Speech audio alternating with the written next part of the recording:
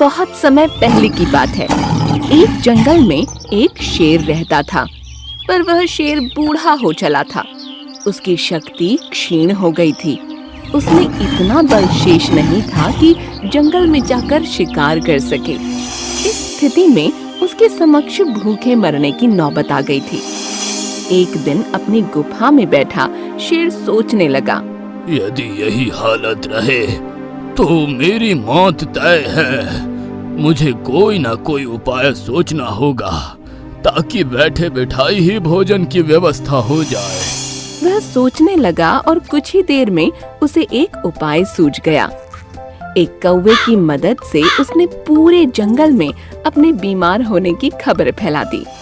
जंगल के राजा शेर के बीमार होने की खबर सुनकर जंगल के जानवर उसका हालचाल पूछने उसके पास पहुंचने लगे।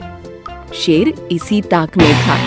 जैसे ही कोई जानवर उससे मिलने गुफा में प्रवेश करता, वह उसे दबोचकर मार डालता और छक कर उसका मांस खाता। हर दिन कोई न कोई जानवर उसे देखने आता रहता और शेर को गुफा में ही शिकार हाथ लग जाता।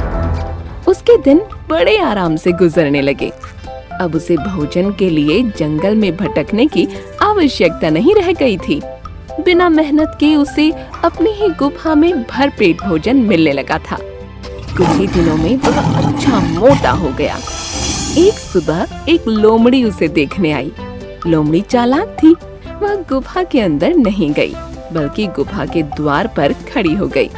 वहीं से उसने शेर से पूछा, महाराज, आपकी तबीयत कैसी है? क्या अब आप अच्छा महसूस कर रहे हैं? कौन हो मित्र? अंदर तो आओ। मैं बीमार बूढ़ा शेर बाहर तक तुमसे मिलने नहीं आ सकता। मेरी दृष्टि भी कमजोर है। मैं तुम्हें यहाँ से ठीक से देख भी नहीं सकता। आओ, मेरे पास आओ। मुझसे आखिरी बार मिल लो। मैं कुछ ही दिनों का मेहमान हूँ। शेर ने फुसलाकर लोमड़ी को गुफा के अंदर बुलाने का प्रयत्न किया।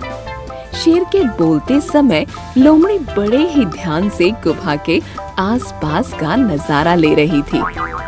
शेर की बात खत्म होते ही वह बोली, महाराज, मुझे क्षमा करें, मैं अंदर नहीं आ सकती। आपकी गुफा में अंदर जाते हुए जानवरों के पैरों के निशान तो है, किंतु बाहर आते हुए नहीं है। इसका अर्थ मैं समझ गई हूँ। सब कुछ जानते हुए भी यदि मैं अंदर आ गई तो उन जानवरों की तरह मैं भी मारी जाऊंगी जिनके पैरों के ये निशान हैं। इसलिए मैं तो जा रही हूँ।